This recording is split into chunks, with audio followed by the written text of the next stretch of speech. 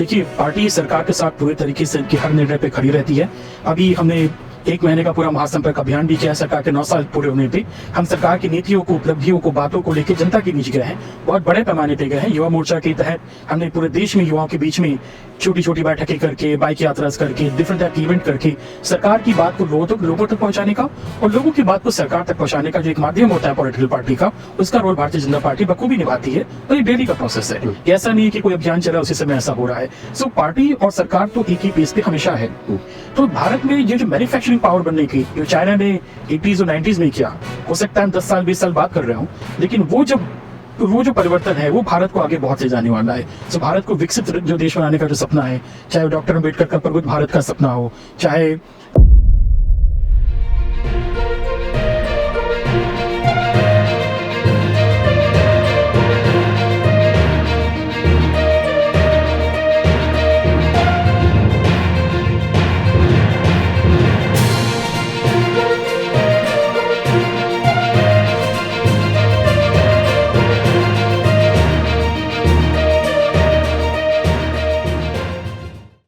नमस्कार, राजनीति.com में आपका स्वागत है। मैं हूं आपके साथ केशव कुमार। आज आपको मुखातिब कराते हैं भारतीय जनता पार्टी के एक ऐसे युवा नेता के साथ जिनकी गिनती काफ़ी वजनदार नेताओं में की जाती है। एक ऐसे नेता जो कि जितने टैलेंटेड है उतने ही अच्छे मृदुभाषी भी हैं। एक ऐसे युवा नेता जिनकी गिनती चुनिंदा और इंटेलेक्चुअल नेताओं के अंदर होती है जो कि यूथ हैं, यानी कि नौजवान है। भारतीय जनता युवा मोर्चे के राष्ट्रीय उपाध्यक्ष अभिनव प्रकाश जी हमारे साथ हैं। बहुत स्वागत है सर आपका राजनीति.com में। नमस्ते केशव जी, धन्यवाद आपका। मेरा पहला सवाल सर आपसे, वजनदार नेता जैसा कि मैंने कहा उसमें गिनती होती है अभिनव प्रकाश जी की। किस वजन की बात कर रहे हैं केशव? दोनों ही वजन की बात कर रहा हूँ सर। जी, मेरा पहला सवाल रहेगा सर, 9 साल तकरीबन सरकार के कामकाज को हो चुका है, टेन्योर को हो चुका है जी, फाइनल ईयर है। सरकार को आप एज एन इंडिविजुअल भी, एज अ पार्टी कार्यकर्ता भी, कहाँ रैंकिंग पर कहाँ खड़े पाते हैं उन एम्स में, उन विजन में जो कि सरकार ने तय किए थे? मेरे ख्याल से ये सवाल बड़ा ही अच्छा है, क्योंकि हमें से जिन लोग को भी याद होगा 2014 के पहले जो हालात थी, ये सबसे बड़ी बात है, इसको लोग नोटिस नहीं करते। 2011, 12, 13, 14 का जो समय था, जनता का लोकतंत्र से ही विश्वास उठ चुका था। आपको पता है किस तरीके से सड़कों पे प्रदर्शन होती थी, कितने आंदोलन हो रहे थे इस देश में, क्योंकि लोगों को कहीं लगने लगा था कि हमारे वोट देने से, हमारी चुनाव में पार्टिसिपेट करने से, राजनीति में पार्टिसिपेट करने से कोई बदलाव नहीं हो सकता। एक निराशा का जो माहौल था, वो खासतौर पे जो गरीब वर्ग था, जब वो देखता था, पढ़ता था कि लाखों करोड़ों के घोटाले हो रहे हैं हर दिन, तो ये लोकतंत्र की व्यवस्था पे जो एक विश्वास उठ गया था, ये पिछले 9 साल में मोदी जी के नेतृत्व में भाजपा की जो सरकार है उसने पुनर्स्थापित करने का काम किया है। आप देश में कहीं भी जाइए आज की तारीख में, जैसे मुझे बहुत जगह प्रवास करने का मौका मिलता है, चाहे आप अरुणाचल जाइए, चाहे आप महाराष्ट्र जाइए, चाहे यूपी के गाँव में जाइए, चाहे हरियाणा में जाइए, तो जो गरीब तबका है, जो हमारा आम जनता है, जो गांव में है, महिलाएं हैं, बुजुर्ग हैं, बच्चे हैं, उनके अंदर एक विश्वास पैदा हुआ है कि हमने वोट दिया है तो हमारी ज़िंदगी में प्रत्यक्ष प्रमाण एक परिवर्तन हमको देखने में मिल रहा है। चाहे आप जितनी भी योजनाओं का लाभ देख लीजिए, आप अरुणाचल में जाते हैं, जब अरुणाचल में देखते हैं कि एकदम पहाड़ों पे भी पानी का पाइपलाइन पहुंचा हुआ है पीने का, जहाँ पे 5-6 गाँव ही हो, 5-6 घर ही होंगे गाँव में, उस तरह के जगह पे भी अगर पानी का पाइपलाइन पहुंचा है, या बुंदेलखंड के इलाकों में जहाँ पे पीने का पानी नहीं होता था बिल्कुल, वहाँ पक्के घर बन के पानी का पाइपलाइन, बिजली पहुँची हुई है, तो लोगों को लगता है कि लोकतंत्र फंक्शन करता है, लोकतंत्र में भी परिवर्तन हो सकता है। और मेरा मानना है सबसे बड़ी उपलब्धि जो मोदी सरकार की रही है 9 साल में, वो इस दुनिया में लोकतंत्र की में जो लोगों का विश्वास है उसको पुनर्स्थापित करने का काम है। क्योंकि आप देखेंगे पूरी दुनिया का परिप्रेक्ष्य देख लीजिए, चाइना एक बहुत बड़ा हमारा राइवल है। चाइना का मॉडल डेमोक्रेटिक मॉडल नहीं है। यूरोप और अमेरिका जो वेस्टर्न डेमोक्रेसीज़ हैं, वहाँ पे डेमोक्रेसी की हालत इस समय बहुत अच्छी नहीं है। आप फ्रांस की बात देख लीजिए, किस तरीके से वहाँ पे कितने एक हफ्ते से दंगे फसाद हो रहे हैं। अपने आप नेबरहुड में देख लीजिए, आप दुनिया के बाकी देशों में भी देख लीजिए, डेमोक्रेसी इज़ अंडर सीज। कहीं ना कहीं पोलराइजेशन है, कहीं ना कहीं लोगों का विश्वास लोकतंत्र से उठता हुआ दुनिया में दिख रहा है। उस समय भारत में लोकतंत्र में लोगों की आस्था को पुनर्स्थापित करने का काम जो माननीय नरेंद्र मोदी जी ने किया है, मेरे ख्याल से सबसे बड़ी अचीवमेंट ये हमारी 9 साल की है। दूसरी अचीवमेंट तो हम हमेशा बातें करते रहते हैं, मेरे ख्याल से कोई कंपैरिजन है नहीं लोगों से। जो आपका वेलफेयर स्कीम्स हैं सरकार की, उसको लोगों तक पहुंचाना, चाहे वो बिजली हो, पानी हो, सड़क हो, इंफ्रास्ट्रक्चर पे काम हो, आपकी स्टूडेंट्स की स्कॉलरशिप हो, उसको एक इफेक्टिव तरीके से लोगों तक पहुंचाना, ये बहुत बड़ा परिवर्तन है। इससे करके सरकार ने क्या किया है कि जो एक पॉलिटिक्स ऑफ अनफ्रीडम हुआ करती थी हमारे गांव में, हमारे देश, हमारे छोटे शहरों में, कि आपको सरकारी योजना का लाभ तभी मिलेगा जब आप या तो डोमिनेंट कास्ट से आते हैं, या आपकी जाति की पार्टी सत्ता में है, या आप किसी नेता के पीछे लगे हुए हैं। देखिए, ये जो व्यवस्था थी, ये पॉलिटिक्स ऑफ अनफ्रीडम थी। इसमें खासतौर पर जो कमज़ोर जातियाँ थीं, जो कमज़ोर वर्ग थे, उनके पास पॉलिटिकल चॉइस नहीं रह जाता था। उनको वही करना पड़ता था जो लोकल, जो क्षेत्रीय पार्टी होती थी, जो अधिकतर जाति आधारित पार्टियाँ होती हैं, उनकी दबंगई में रहना पड़ता था, उनके ऊपर सारा निर्भर रहना पड़ता था। आज की तारीख में जो आपकी वेलफेयर स्कीम्स हैं, उसको डीलिंक करके कोई फ़र्क नहीं पड़ता भाजपा को वोट दें या नहीं दें, लेकिन सरकारी योजनाओं का जो लाभ है आपको एक ऑब्जेक्टिव क्राइटेरिया के बेसिस पे मिलेगा, चाहे आप किसी भी वर्ग, किसी भी धर्म के हो। ये जो सरकार ने काम किया है ग्राउंड पे, ये पॉलिटिक्स ऑफ अनफ्रीडम जो थी, जो एक फ्यूडल पॉलिटिक्स थी, उसको समाप्त करने का काम भी किया है। और आप देखेंगे कि ज़मीन पे जो कमज़ोर वर्ग है, जो कमज़ोर जातियाँ, जो कमज़ोर समाज हैं, वो भी मुखर होकर आगे राजनीति में आने लगे हैं। यानी मोटा मोटा आप कहेंगे कि सरकार ने जो अपने चेक पॉइंट्स तय किए थे, सरकार ने उन्हें सक्सेसफुली कवर किया है सभी चीज़ों को। बिल्कुल, हर किसी पे आप देख लीजिए, चाहे वो डिफेंस का क्षेत्र हो, चाहे इंफ्रास्ट्रक्चर का हो, चाहे इकोनॉमिक रिफॉर्म्स का हो, चाहे आपका वेलफेयर स्कीम्स का हो, चाहे अपने जो बड़े मुद्दे थे, चाहे वो राम मंदिर का मुद्दा हो, चाहे आर्टिकल 370 का मुद्दा हो, ये रिफॉर्म सिविल कोड की जो भी बहुत जल्द आने वाला है उसकी जो चर्चा हो, ये सारी चीज़ों पे जो सरकार के जो अपने आइडियोलॉजिकल थे, जो इकोनॉमिक थे, और जो इंटरनेशनल पॉलिसी को लेकर जो मुद्दे थे, सभी पे सरकार 9 साल में खरा उतरी है। पिछले कुछ अनुभवों से अभिनव जी इस तरह से देखा पुरानी सरकारों के कामकाज में, ये हालांकि कोई नेगेटिव अप्रोच की मैं बात नहीं कर रहा हूँ, एक एक्सपीरियंस था, उनका था, अपना भी है, अच्छे बुरे के तराजू में हम नहीं रखेंगे उसे, कि सरकार और पार्टी के बीच का तारतम्य, उनके बीच का कोऑर्डिनेशन जो है वो थोड़ा सा ऊपर नीचे हमेशा रहा है। आज जब हम भारतीय जनता पार्टी की बात करते हैं, सरकार के 9 साल पूरे हो चुके हैं, कैसा तालमेल आप पाते हैं पार्टी और सरकार के बीच? देखिए, पार्टी सरकार के साथ पूरे तरीके से इनके हर निर्णय पे खड़ी रहती है।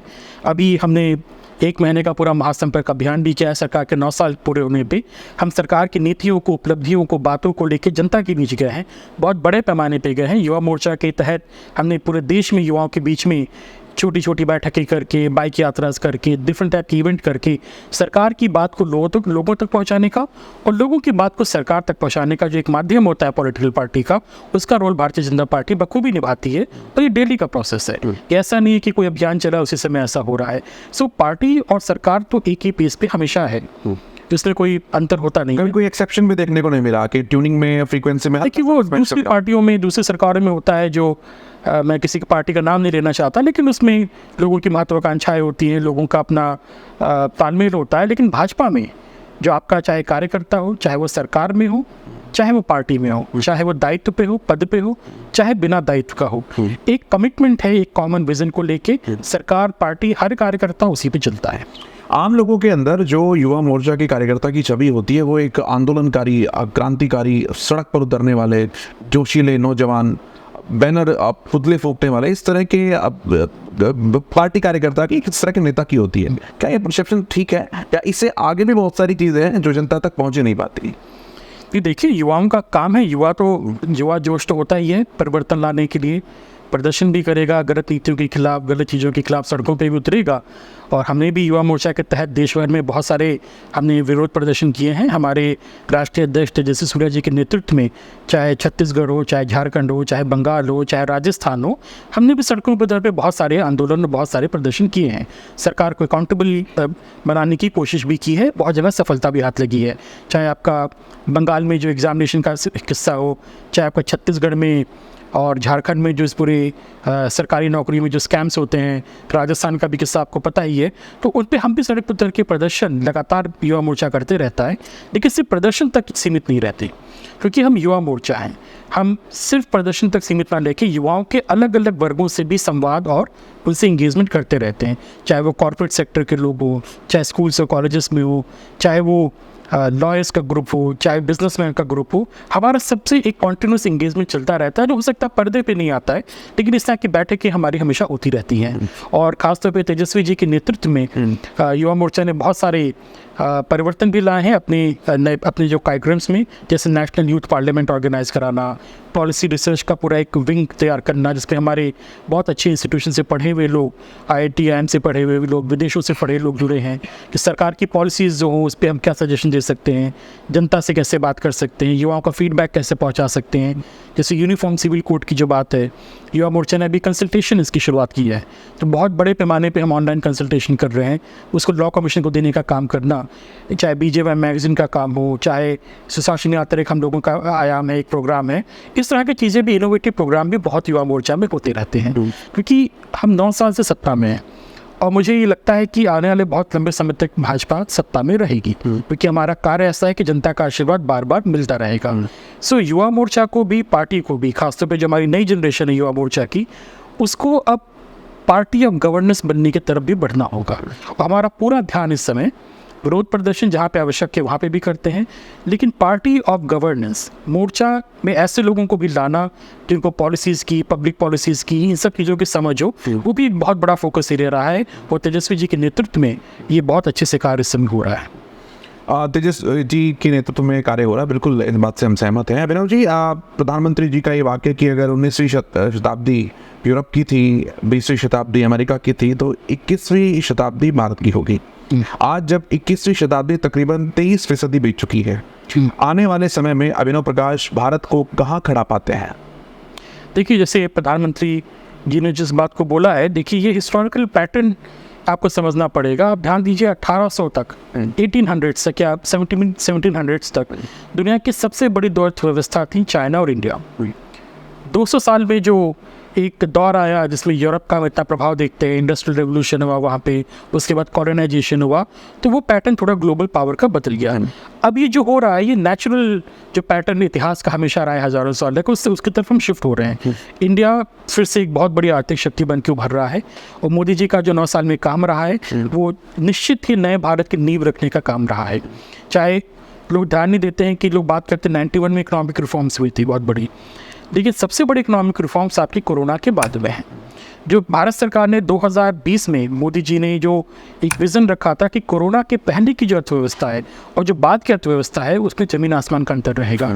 उस समय जो आपको अगर ध्यान होगा, जो इकोनॉमिक रिफॉर्म्स हर मंत्रालय में हुए थे, प्रेस कॉन्फ्रेंसेस आपको याद होंगी, छोटी छोटी बातें होती थी, बहुत सारे टेक्निकल इश्यूज़ होते थे, तो जनता को उतना उसमें इंटरेस्ट नहीं आता है। लेकिन इतने बड़े पैमाने पे इकोनॉमिक रिफॉर्म्स करने का काम जो मोदी जी ने किया है, उसके कारण आप देखेंगे कि आने वाले दशकों में और आने वाले समय में भी जो है भारत की अर्थव्यवस्था बहुत तेज़ी से आगे बढ़ेगी। तो आज भी आप देखिए पूरे दुनिया में एक रिसेशन जैसा माहौल है, एक ग्लोबल स्लो डाउन है बिकॉज ऑफ वेरियस रीजंस, चाहे वो यूक्रेन का वॉर हो, चाहे पेट्रोलियम के प्राइसेस ज़्यादा हो या बाकी चीज़ें हो।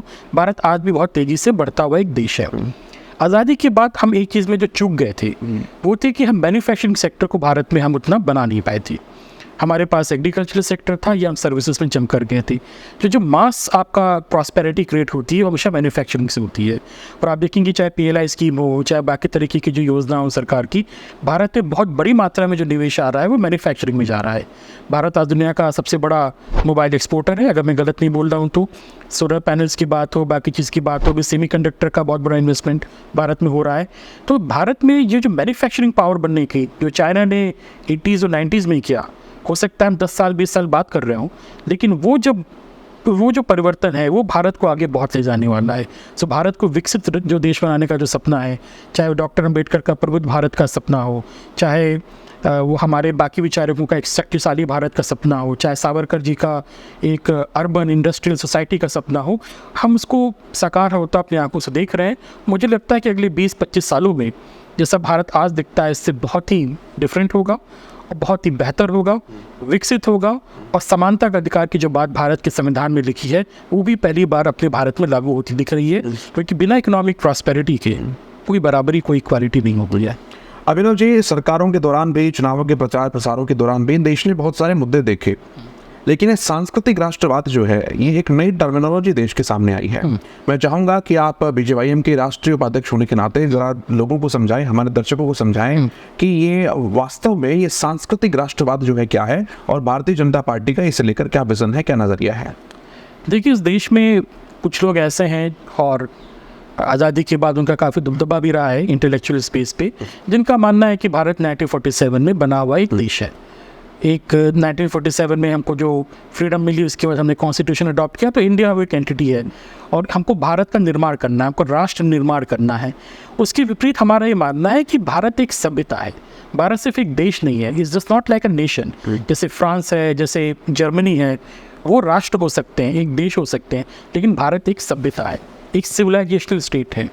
और इस सिविलाइजेशन स्टेट की जो सबसे बड़ी जो एक कैरेक्टरिस्टिक है वो है अलग अलग लोगों को, अलग अलग भाषा, धर्म, जाति, अलग अलग तरह के कल्चर्स के लोगों को एक सांस्कृतिक सूत्र में पिरो के रखने की, बांध के रखने की क्षमता है।